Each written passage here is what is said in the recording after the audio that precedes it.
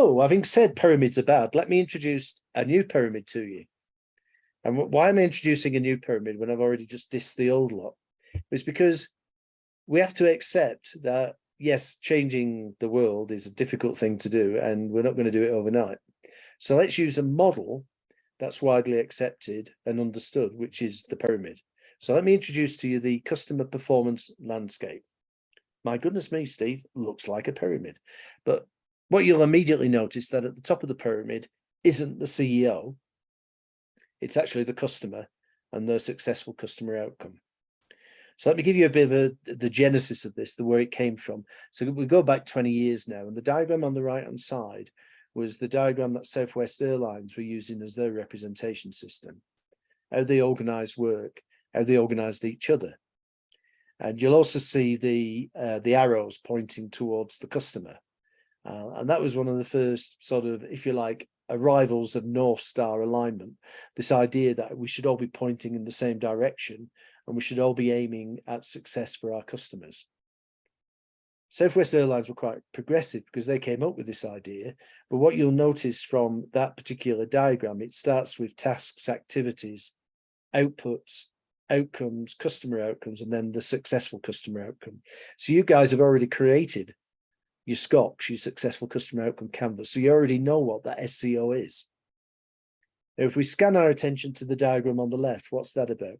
Well, the diagram on the right transposes into the diagram on the left, tasks, activities, produce outputs, result in business outcomes, result in key customer outcomes, and then deliver the successful customer outcome. What's developed over the last couple of decades is this whole idea and the understanding that, well, the causes of work are moments of truth. And in association with those other process diagnostics, the handovers and business rules, they should be on the landscape. So early versions of this were referred to as the process performance landscape. The diagram on the right is a PPL, a process performance landscape. It doesn't talk about customers. It doesn't even have them on the map, other than actually being the reason why we exist is to point at them. But we need to understand the causes of work and moments of truth, hence that bit that's in that oblong rectangle there. And in the same sort of way, what supports the delivery of the work that we're doing is our digital capability, our mindsets, and our reward systems. And reward systems not in a monetary sense, but how we play the game, how we work as teams, how we help each other achieve it, how we celebrate success and all those other sort of things. That's part of the rewards infrastructure. So any questions so far on the performance landscape? Does it make sense? And you can almost see, like judo-like, you're using the energy that already exists in organizations to think of themselves as pyramids in this sort of context. And the customer performance landscape in this sort of incarnation, they go through certain evolutions, is a good replacement representation system. So much so that if back in the day, if you're talking to Jeff Bezos' people at Amazon, what he would say is that we've got rid of the CEO at the top of the company now, it's now the customer. So that successful customer outcome connects with customer success, in the same sort of way that Southwest Airlines were conceiving it. So what about the performance landscape? Well, what does it look like when you're actually in the room building these with people? So say you've gone through, you've identified an experience that needs fixing, you apply 6SI, the 6-step innovation approach to it, you come up with a future state. So what you'd be doing there is you'd be identifying the moments of truth that you've got, the red guys in this instance, the post-it notes, in association with the handovers, right? So those are the blue ones, underpinned by the green ones, the business rules. And then once we've got those causes of work understood, we can then say, so what tasks do we need to be doing that are going to deliver the moment of truth? You notice the way I've said that. What tasks do we need to be doing that will deliver the moments of truth? Tasks and activities are an effect that's created by the moment of truth. If you're talking with process-based people, and as an industrial engineer, I used to be one of those, tasks and activities are the only thing that we know. And we've got all different sorts of ways of modeling them, all different sorts of ways of capturing them and talking about how work happens. So we have input, activity, output, or supplier, input, process, output, consumer, right? It's all about tasks and activities. But as I said, part of my awakening, if you like, to this outside in was back in 2002, 2003, when Virgin was saying, Steve, that's not good enough anymore. That's an effect that's created by a moment of truth. And we're like, yeah, but that's the only thing we've ever done in process modeling is map and model tasks and activities. And they go, yeah, that's why it's wrong and it's not working anymore. I'm like, oh, my whole career, the decades of time I'd spent up until that point, we're like, oh, and the revelation, that epiphany moment where you sort of think, right, so if I'm trying to create a new way of doing things, I need to understand the moments of truth first, the associated handovers, the rules that are going to underpin the moments of truth and the handovers, and only then start thinking about how do we do this. Okay. So in terms of what that looks like, here's, and I've used the South Africa example here. So if you recognize some of the people, that wouldn't be too much of a surprise, because these are all now ACX mentors and coaches, across South Africa. And so what you can see on the diagram, it's just a mini video, but what you can see on the diagram is the outside-in strategic matrix coming into the CX life cycle, the abacus thing we talked about, the current state of the yellow post-it notes, the future state are the blue ones, which are the moments of truth. We then transferred those moments of truth into the performance landscape, right? Connect those moments of truth to the associated handovers, as you can see, underpinned by the business rules, and then we start building the tasks and activities which will deliver these. So let's just play this for a second.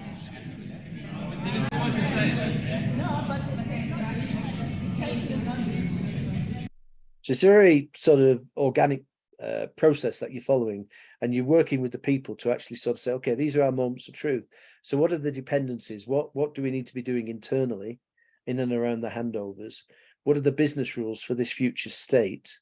And then accordingly, what are the tasks and activities? So whether they're manual or automated tasks, it's neither here nor there, but what are the ones that we should be doing? And then subsequently, we will build down, we'd say, okay, in order to do these moments of truth, what digital capability do we need? Right. In order to have that digital capability and those moments of truth, what sort of mindsets do we need in the organization? And to get the right mindsets, what should our reward structures be like?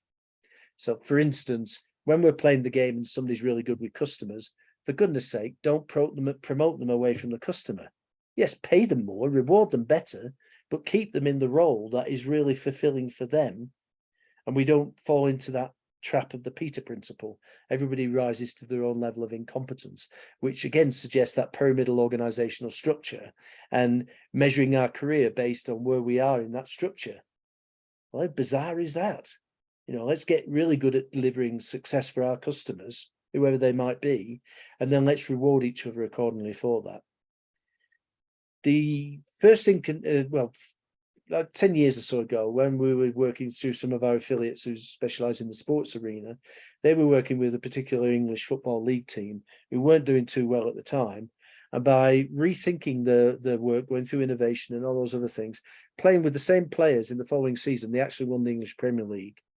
That was the size of the shift that you could achieve. But in doing that, what they were doing was doing exactly what these guys are doing, is connecting the dots between everything and everyone, right the way through to a successful customer outcome. One of the acknowledgements of working with that sporting team is, if you're a fan, in other words, a customer of that particular football team, what are the two pieces of information you need at the end of the game, which will reassure you that you're backing the right team? My team's Manchester City, so anybody who's into football, you'll know I had to wait 50 years for them to get to be good, but now they're great, European champions and all that. But even so, let's think about it from the point of view of the fans. The fans only need two bits of information. How many did we score? How many did they score? And you either go home happy or not. Not that plethora and all those different stats about who ran the farthest on the pitch, who passed the ball most often, how many shots on goal did we have. It's all completely irrelevant if we're not achieving the successful customer outcome. However, we want to make sure that everything we are doing contributes to the SCO. Also, in terms of using that football analogy, do we put our lowest paid, least skilled people out on the pitch to play the game, to interact with our fans? Well, no, that'd be stupid, wouldn't it? No, we put our most highly skilled, highly prized players out on the pitch to play the game, because they're the ones who are going to score the goals. Now let's go back to organizations that, you know, you'll have clients you'll know and love and things like that, who are stuck in this like time warp of the pin factory, where we recruit people with few skills, we train them up how to work in contact centers, we give them scripts to follow, we give them metrics like average handle time and abandon rates and things that they have to adhere to. And if they get really good at it, we promote them away from the customer. We give them a leg up, so much so that you can talk to excos. The last time they actually were dealing with customers could be decades ago. But what's that about? Well, those really progressive organizations who get this stuff, who deliver it every day, who produce triple crown results and fantastic shareholder value, they're not doing it that way anymore. You don't get to be great by doing that. You know, the good to great thing. You get to where you need to be by doing what you did in the past. We've got to rethink that. So any questions so far on the customer performance landscape? So how do we do that? Well, here's the thing, and it's not a great leap to understand that in addition to being able to build customer experiences this way, we can manage our organizational strategy this way. We could build our capabilities. So say you're in learning development and HR, right? We could start off by sort of saying, well, for the organization we want to be for the future, we need this type of thinking around the place. Now, this type of thinking will be embodied in this type of mindset, knowing about the structure and content about the way we want to do things. Therefore, can we make sure that from Monday, when we're recruiting new people, we're recruiting for that mindset? Accordingly, that mindset might require a different reward structure, not just payment, but how we play the game. We might want to give the people who are dealing with our customers directly action in the moment capability. So give them the remit to step outside of the rule book and be able to make decisions on behalf of the customer. And to be able to do that, we need people who are probably, you know, well skilled in dealing with customers. So our recruitment strategy might not be about, you know, going getting people who are good at following scripts and adhering to average handle times. It might be we want to get a different type of animal, a first responder type animal, people who are used to dealing with the public, people who have the language skills and so on and so forth like that. And it begins to sort of change, you know, from the immediacy of making those decisions, how we play the game. I'll talk more about this tomorrow when I talk about a thing called the organosphere and how that works for companies like Amazon and so on. And it doesn't mean if you're doing the outside-in CX thing, you're always, you know, hugely right. You're going to make mistakes, because where we've got humans involved in business, we're going to make mistakes. Every one of us is going to make mistakes. We like to call those mistakes learning. And don't make the same learning more than 2 or 3 times. Okay. So with that sort of thing in mind, becoming the learning organization and embodying this idea of experimentation, action in the moment capability, giving people the remit to actually make decisions rather than have to push them up the line to wait for a supervisor or a team leader to push it back down the line to actually make a decision, and all the slowness that comes with that and the lack of immediacy for customers. We also talk about CPLs, the customer performance landscape, of having certain evolutions. And it's to that point where people say, Steve, where should we start this? And I'll say it again, is you don't have a choice. You have to start where you are. So first evolution might be, okay, well, we can't, digital capability, mindsets and rewards are beyond our remit at the moment. But however, we can understand moments of truth. So let's start with that. All right. Having got the moments of truth and the internal interactions, the handovers and the business rules, let's think about what we should be doing to actually deliver our product and our service to our clients. So what are the tasks and activities we should be doing? Accordingly, tasks and activities produce something. They produce an output, right? And in likewise, what's the result of producing that output? Now, skipping ahead slightly into the metrics world, we find that when we do an audit of organizations, say KPIs, the metrics they measure, the predominant 80% of the measures will be measures of output. So it's almost like, what is the production line producing? That's an output. Right? Whereas you and I as customers, as clients and as citizens, we're less interested in the output. We're more interested in what's the result of the output. In other words, the outcome. When we do that audit and we find that 80% of measures of output, it's no great surprise that that's what people focus their attention on. So don't be surprised if they are disconnected from the customer, if they don't understand what the result of that output is. And if it's not connected to the SEO at the top, then we may get really smart at doing dumb stuff. So that's part, again, of another part of this reality, is it's not that busy, people are lazy. They may be very, very hardworking, but if what we're giving them to do is dumb in the context of not delivering the SEO, don't be surprised if they get really good at doing the dumb stuff. I'll give you some examples of that tomorrow with the sort of metric side of it and some of the mistakes people made along the journey of, evolving to become fully outside in. So the steps and stages of doing the CPL are: start with your moments of truth, number 1. Identify the handovers, number 2. Do the business rules, number 3. And so on down the line. Stop at number 9 when you're doing this as the exercise. 10, 11, and 12 are real world things, and they can take a little bit of time. They can take a day or two to do. So I don't need you to do 10, 11, and 12. I just need you to be able to demonstrate you understand 1 to 9 and how to build them. And now I'm going to show you an example based on examples that we've done before. But just before we move off that, any sort of immediate questions, observations, thoughts, comments? Very good, thank you, Steve. I just want to ask, sorry. So from 10 to 12, those are internal. I hear you say it's real world, but those are the internal ones. So internally, what digital capability do we need? Yeah. How do we shift internal mindsets, or would it also be, could it be anything? Could it be customer mindsets as well?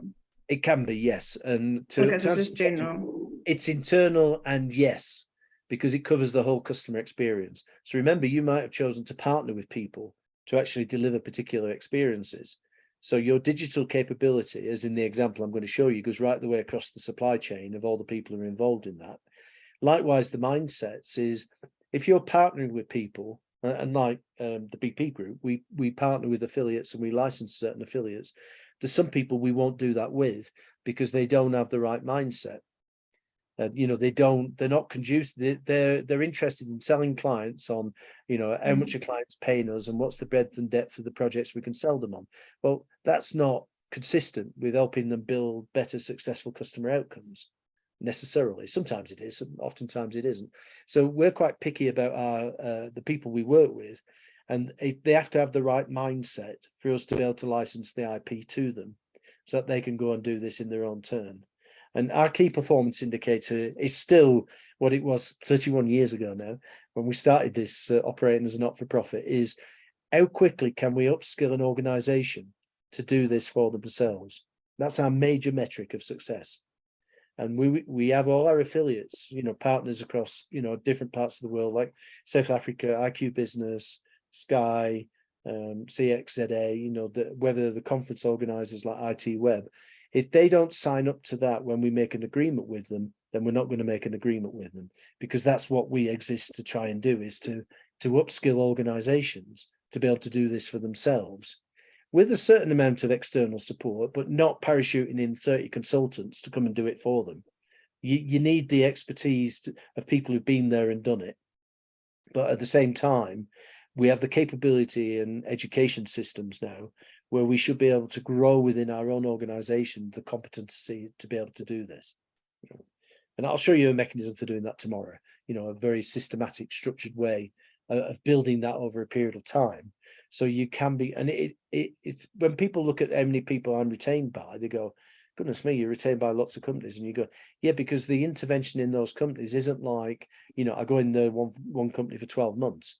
I might be in there for a week, in there for a month, go in 6 months' time, go back for another week or another 2 weeks. That's how it tends to work. And you'll see that across the people that we're associated with, who we choose to partner with, in and around upskilling an organization to get it. And your demonstration of being able to get it in the first instance is doing those exercises. There's no written testing and there's no bubbling out, answers 1 to 4 and testing your recall. Yeah, that would be interesting, but at the same time, it's not going to demonstrate that you understand it and can actually do it. And I go back to my sort of school days, and I always struggled in exams. I got there eventually, but I always struggled in exams. And yet there were some people who just fly through exams, but when it came to the practical aspects of life, they were complete, They just didn't get it. You know, they couldn't pick up an hammer and a screwdriver and know what to do with them other than bash them together. You know, and I used to think, my God, you've got the brain the size of a planet. You've got such recall, and yet from a practical skill set point of view. So it's very valuable. You get a measure of the two together, but at the same time, the measure of us achieving results is being able to move the dial for our clients so that they can deliver SCO, so they can win the Triple Crown, and then they can grow shareholder value. And yeah, there's a model of skills to be able to do that. But what I do know is just testing people on recall isn't a demonstration that you've got the necessary skills to be able to do that. So that's some of our philosophy, if you like. If the philosophy of outside in, that's about enabling clients to be able to do it for themselves. Any other thoughts or observations there, guys, while we're on this one? Peter? No, still good. You're all like, oh my God, my brain's going to burst in a minute. If he introduces anything else to us, I don't know that I can stop it anymore. So, but do remember, I do therapy as well. So if you find, so we can have a little session where we'll all sing "Kumbaya" and get around the campfire and hold hands and, you know, all be good buddies like that if we need to. So I'm going to give you an example here. This is online shopping utopia. So you could probably guess who this is, right? And do we have to model the whole performance landscape? Well, no, some things might be out of reach. So for instance, there might be a moratorium on doing any digital change at the moment, in which case, don't even put it on the diagram, don't put it on the landscape. But as you can see with this landscape, there's another thing that they've introduced that we've not talked about yet, is you can see the moments of truth. Those are the pink ones, the red ones. And underneath them, you've got handovers. Well, you'll also see there's lines connecting handovers to moments of truth and moments of truth to handovers as well. That's called causal flow. And I mentioned this thing about cause and effect before. So if we look at this diagram without looking, you can't read what it says on it, because, you know, you can read some of it, but not all of it. If we start on the left-hand side, there's two moments of truth there. The second moment of truth results in that first handover, the blue one. The second handover, the next blue one, which then creates the next moment of truth, the third moment of truth from the left, the pink ones, okay? And so on, and that causal flow is the test of the logic of the customer experience. Does it connect both laterally and then subsequently vertically? Does that make sense? Now, it's not something we get into big time when we're doing the masters, because in the exercise, you're not asked to build causal flow. You just asked to create your abstract performance landscape. And that's good enough to be able to demonstrate that understanding. And when people come back and do the champions, we talk about causal flow. We talk about, have you got the sequencing correct? For any of us who are in the process world who would be familiar with swim lanes, this is the closest we get to it. And I always smile when I talk to process people, because they say, oh yeah, we get the customer. We've actually got a swim lane called customer now. And you go, no, that's not getting the customer. You're still abstracted them outside of the organization. They should be front and center. The customer is actually built into this model. Every single one of those red things is an interaction with the customer. They're not on the left or the right or the bottom. They're integral. They're a part of this performance landscape. In the same sort of way, the tasks, when you aggregate, say, a group of tasks together, so say the tasks, let's think of that example we keep using in the call center, the tasks of dealing with Terry and the incoming call, the 4 or 5 tasks there might be called customer engagement as an activity. You know? So we can aggregate tasks into an activity, and then we say, okay, what are the outputs from this activity? What do we produce? So in a car factory, an output might be a new car, right? What's the result of that? Well, a key business outcome might be a sale. Okay, so a key business outcome is a sale. Well, what's the customer outcome of that? Well, they get a nice, bright, shiny, brand new vehicle. Okay, so what does success look like? Well, joy. Fantastic. We're home and dry. So that's where I talk about connecting the dots and drawing the lines. We're making sure that everything on this fits together. So let me show you an example of the build on that. So here we have our friends at Danfoss again, 28 moments of truth in the previous order to cash experience, ranging from customer identifies need to order a product, right the way to customer changes the forecast orders downstream. So take the 28, apply 6SI to it. So there's our points of failure documentation, the POF doc, all right? And so we've got 28 moments of truth, the action to eliminate them, and then the column on the right, SC or NA, service cost and revenue, and N, does it meet a need, and A, is it achievable? So as you know, I talk about Triple Crown Plus. So in this context, Triple Crown, the plus element was N and A. Does it meet a need now, and is it achievable, you know, in the short term, medium term, or long term? So we do the 28, identify the ones that give us the biggest bang for the buck. So moments of truth number 6, use customer facilities as distribution warehouses. 12, eliminate rush surcharge. 16, accept purchase order at time of need. And 28, the vendor managed inventory. Next question we ask ourselves is, can we integrate those into a future state experience? What would that look like? And as we know, that's the 6 moments of truth. We can then take those 6 moments of truth and put them in the performance landscape. So there we are. So that's the moments of truth level. Those are the 6 moments of truth. We then say to ourselves, okay, what are the handovers that we need to facilitate those moments of truth? What are the business rules that underpin those handovers? And then progressing to what are the tasks, the activities, the outputs, and the outcomes.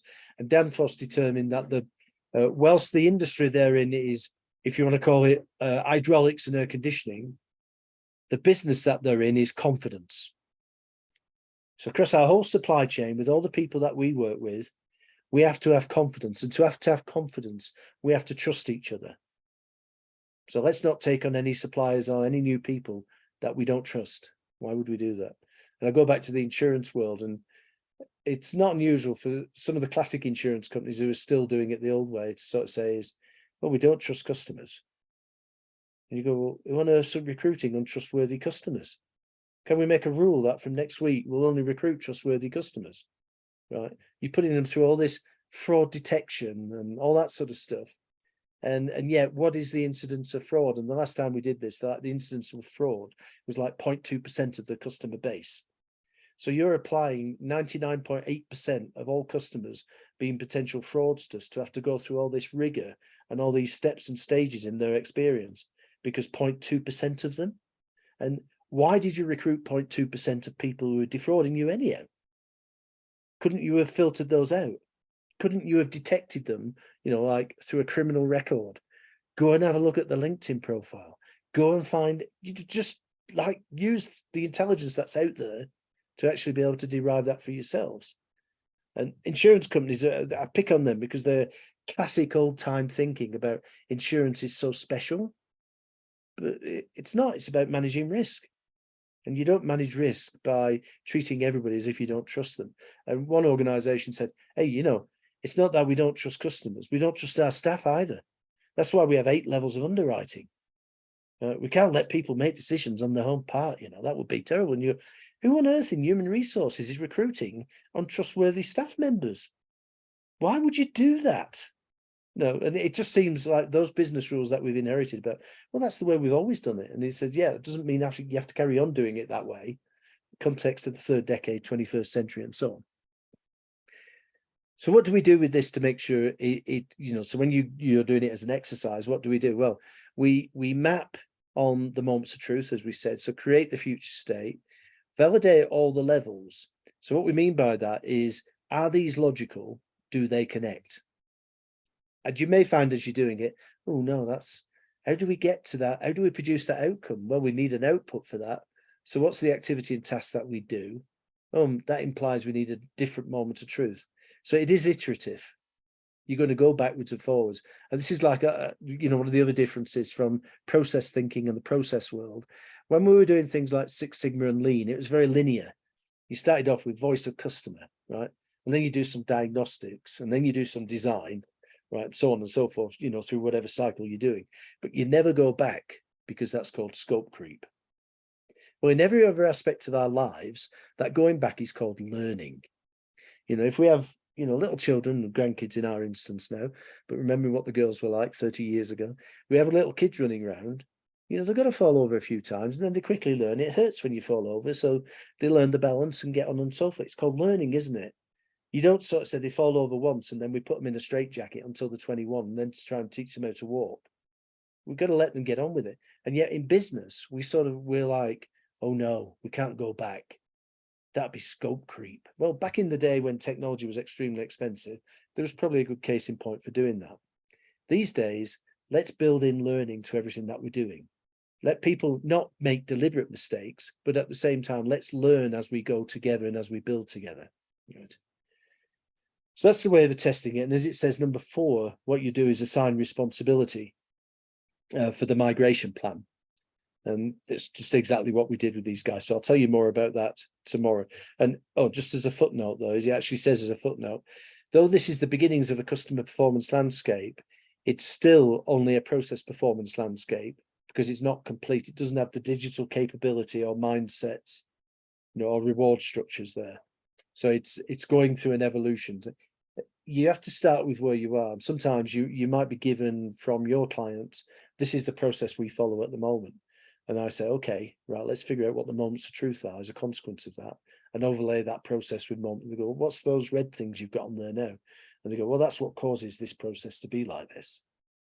No, the process is how we do it. And you go, yeah, it's correct, but you're doing that as a consequence of these interactions that you're having with your customers. Oh, so you're saying that the moment of truth causes those things we have to do. And you go, yeah, that's right. Almond dry. Right. Oh, we never thought about it like that before. And you go, there you go. So that's the learning. So this is an example, a very straightforward one, taking you, I think this, the car being serviced, the car repair being done. And it doesn't even look like a pyramid. Somebody did it in an Excel spreadsheet and they gave us permission to be able to use it as an example. Now, does it mean, you know, they've got MLTs there, customer brings PO to advisor, customer pay to cashier, customer approves the quotation. You might do it differently. And that's part of organizational differentiation, of being able to do these things in sometimes a more creative way, which can create that difference. You might merge a couple of moments of truth into one moment of truth. It doesn't have to be a separate interaction. And I love how organic these things are, but what you're looking for is, does this business rule, car received through the north door, connect with the purchase order from the advisor and the advisor creating the work order? Does that connect with the customer being able to bring the purchase order to the advisor? And as you're doing it, you'll begin to spot improvements you could do already. What is the example that we're using, the Danfoss one, where we deployed the 6 moments of truth from the get-go, within 3 months, they'd reduced that to 4. Right. They'd managed to actually figure out that, hang on a minute, first moment of truth was identify need. Second one was go to the portal, and they had these big, you know, Microsoft Windows machines where they could drag things around. You know, this is a part I need in this engine, and it would do all the overlay and figure the algorithm out behind the scenes. They said, can we have that as an app? And then we don't even have to walk to the screen. We could just do it in the app. So those 2 moments of truth became 1. And likewise, at the back end of that new, let's go back to it and I can explain it more fully. If we have a look at those 6 moments of truth now, at the back end there, you can see moment of truth number 5, customer receives an invoice, and moment of truth number 6, customer pays. Turns out that nearly 80% of the people they work with across the supply chain had integrated data systems. So in other words, they shared the same enterprise resource planning system, in this instance, SAP. So they said, well, for those customers that we trust, and we're only going to recruit customers we can trust these days, is when they notify us that they've picked the part, that's automatic now. It's not like they send us an email. It happens automatically and it updates the stock. Well, when that's connected electronically across our systems, could we automatically debit their bank account, right? Then we don't need to send them an invoice. And likewise, they don't need to then process the invoice. And the agreement was across the 78%, not quite 80. 78% of the people that they do business with, the John Deere's, Caterpillars, automated transportation systems, and people like that, they could merge 5 and 6. So these 6 moments of truth very quickly became 4. So becoming 4, you win the Triple Crown. It costs us less to run this experience. And when we're running the sorry, let me just got my ring telling me there's somebody at the door, but let's turn that off. That 6 moments of truth, this is where I refer to continual innovation. It's not just continual improvement anymore, it's about continual innovation. So that's the CPL. Yep, and there we go. Yep, I think that explains it. Now, when I mentioned audits a couple of times, when we audit organizations who are doing this stuff, and we use this visual orientation for shows you CPLs, and they'll say, well, we've got 24 categories of customer, and so far we've built 4 CPLs. So you've got 20 to go then. Yeah, that's about right. Yeah, so each customer, under particularly the funding type of customer, will have their own CPL, will have their own performance landscape.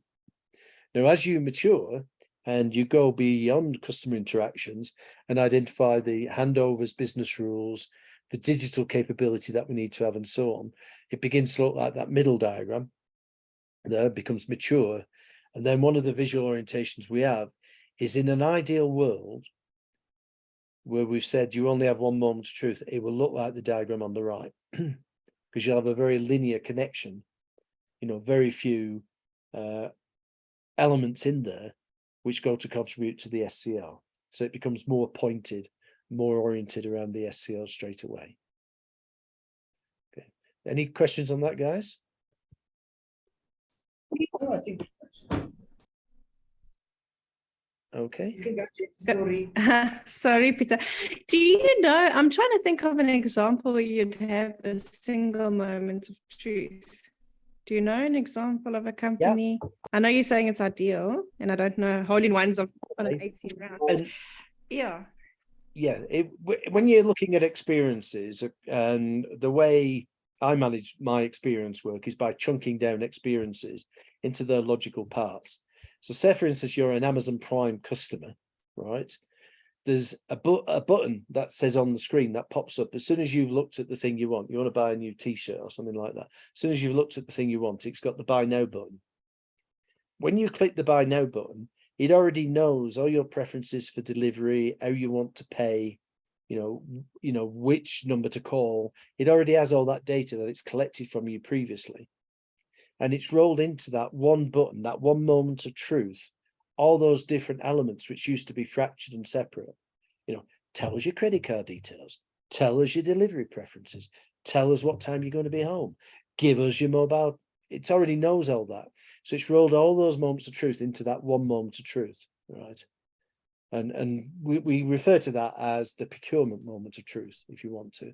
And that's a subset of the overall experience. It's just one aspect of the experience, but progressively you can paddle upstream and downstream to refine all your moments of truth. So eventually you get to those, what we refer to as singularities.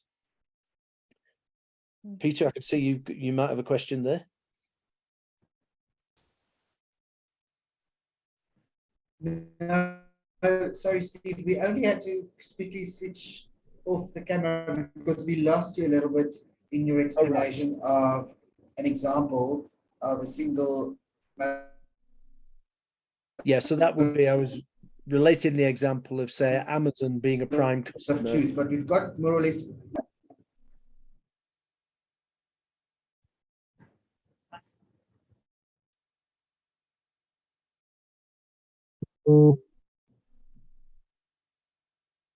So your line's a little bit fractured at that end this time. Jenny, are you still there?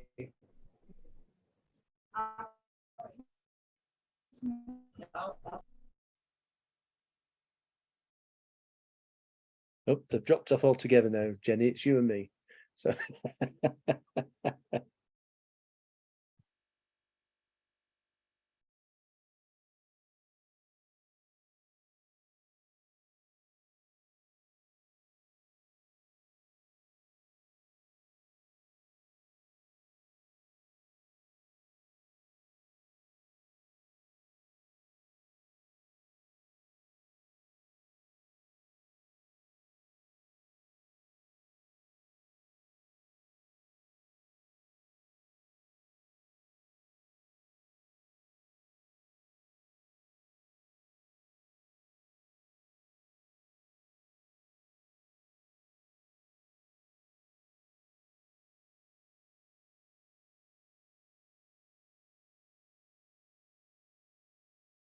Peter, I can see you're back in the room. Or rejoining us now.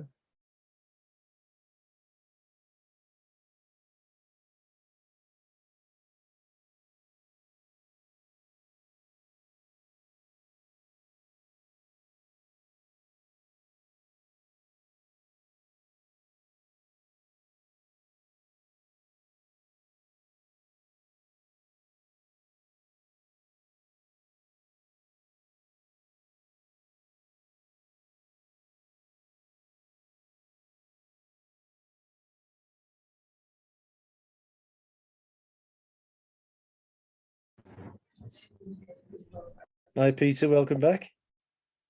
Thank you. Sorry about that. Oh no, it's when you're communicating halfway around the world. You know, we these, like, you can imagine sometimes we're doing it with like 40 people, and they're calling in from China and Australia and Africa and South America at the same time. At any one time, people are coming in and going out and so on like that. So it's a virtue of recording the thing is that you can catch up later on, and you've got the mini access as well. So Peter, I think you were collating on behalf of your team some of the questions people are asking. No, we basically just wanted to just double check on that explanation of a single moment of truth. Yeah. The Amazon Prime customer, yes. Yeah. So in that sort of context is the buy now button. We'll talk about this a little bit tomorrow when we talk about CX measurement, is the manifestation of that. So though that's a part of the experience within an experience, say you've chosen an item you want to buy, what sits behind that buy now button, that moment of truth, is information that appertains to your delivery preferences, the credit card you want to pay with, anything that's to do with your contact details, anything to do that's when your delivery preferences and you're not there, leave it with the neighbor or leave it in the lockbox or something like that. That one button is an aggregate of all those moments of truth that used to exist, which will take you through all those different stages of procurement, of actually buying something. So that's one example where you've chunked it down. But there's, I'll talk about some of the examples tomorrow, particularly when we're doing measurement, about how people can roll these things together. So instead of having several interactions across different departments, you can roll it into one interaction at one moment of truth. But that is an ideal. You don't often, unless it's a really progressive company, get away from the silo thinking. So for instance, the procurement part of that used to be owned by finance, but now who actually owns it? Well, it's the customer advocate owns it now. And the customer advocate liaises with the finance people, liaises with the delivery people to actually make that moment of truth, you know, manifest and real. Okay. Any other sort of questions or observations on that? No, I think we're good. We're just going to switch off our camera to compensate for the slow, Yeah, for the poor connect. absolutely, no problem. Thank you. So exercise is the customer performance landscape. So follow those steps and stages as I've described there. As I say, no need to do 10, 11 or 12. So if you make a note of that, that's what I sometimes refer to as a bridge too far, is it requires you to have some knowledge of the systems that you're working with at the time. And we could do that on another day when we're doing this for real. But for the exercise, just do steps 1 to 9. Make sure you test the logic and the connections. I'll just say one other thing on this one while we're on. Sometimes people get confused between outputs and outcomes. I've already mentioned that a lot of the metrics we have are around the outputs that we achieve. Right? So when we're looking at KPIs, we'll see in the current state, many of the outputs, those KPIs, are what people think, oh, the job's done now, we can move on. And much of our measurement systems are oriented that way. But I'll give you a real live example. We were, John Corey, you saw on the photograph yesterday outside number 10. He's a specialist in chapter 11 reversals. So in other words, here in the States, they have this thing, which is if you're nearing bankruptcy, you can go to a judge and go into chapter 11, which is a means of protecting you from having to pay any debts and anything that you owe to people, where you go through a process of identifying, is the business sustainable? Can we manage it going forward? So let's wind the clock back to 2010 now. And John gets a call to go to General Motors who are an automotive company, of course, based out of Detroit here in the States. So John, being a specialist in Chapter 11, goes out and he's using the CM method to do everything that he does.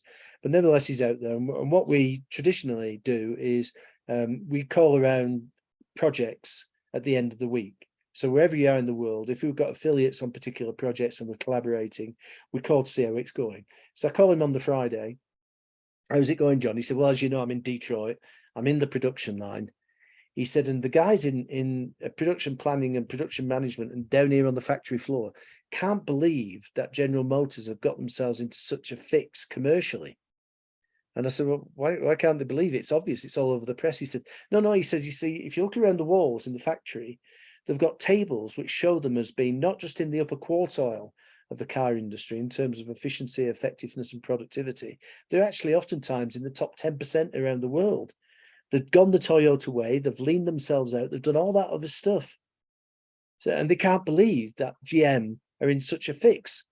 And of course, this is 2010, so you're talking like, you know, a decade and a half ago now, is, well, yeah, why, what's the problem then? He said, they're measuring the wrong frigging things. They're measuring outputs and not outcomes. So they were measuring how good they got at making cars, how good they got at putting the steering wheel in, how fast they got the seats in, how quickly they got them painted, how quickly they got the windshields in, and all that sort of stuff. Right? And he said, as far as efficiency and effectiveness and productivity are concerned, they're really up there with the best in the world. But they're only measuring outputs. And so you said, well, what should they be measuring? Well, they should be measuring outcomes. Now, what's, from a General Motors perspective, what's the outcome that you're going to achieve from a business perspective of having made a car? You sell the car, but repeat purchases. And it definitely isn't rocket science, is it? You sell it, right? So John goes over to the sales guys and he said, well, what's going wrong? And he said, well, the reality is we've got really good at making cars nobody wants to buy anymore. That's the reality. And it's because the system was geared around outputs and not outcomes. Now, John's big insight there was, well, if we get some outcome measures in the factory floor and some output measures on the business side, you know, on the sales and marketing side, then that feedback loop will cause us to make better cars that people do want to buy, right? So the business outcome is a sale. The customer outcome is the purchase, and it's not Join General Motors thing, but that experience that they call it liberation.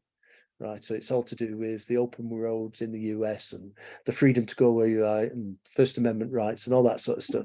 So they're very much closely aligned with that sort of US mindset style of thinking. So in the same sort of way, it's, you look at the measurement systems, which is one of the things we're going to do tomorrow. And what you measure is what you get. And if you're measuring the wrong things, don't be surprised if you get really good at doing dumb stuff. Right? And that's the reality for a lot of people, because the measurement systems tend to be in the silos that people are actually working in. So they'll measure sales success, they'll measure campaign success in marketing, for instance. They'll measure in customer service, how quickly we'll be able to actually deal with a query, how quickly did we deal with a call. In IT, it's how many projects have we come in on time, to budget, and achieve the deliverables. But if those are all just output measures, we need to say, okay, what's the result of producing that? In a car factory, we produced a car. A business result is we sell a car. So let's connect the dots in that way as well, and not confuse outputs as our raison d'etre. It should be outcomes that exist as our guiding light. How do we contribute to that? And if we don't, as the example of the Swedish Hydro, turning 17 IT systems off out of the 21 that they had, allowed SAP then just to integrate the 4 remaining systems into that enterprise resource planning system in like a month instead of 9 months. But we will, if it still seems a bit fuzzy around outputs and outcomes, don't worry,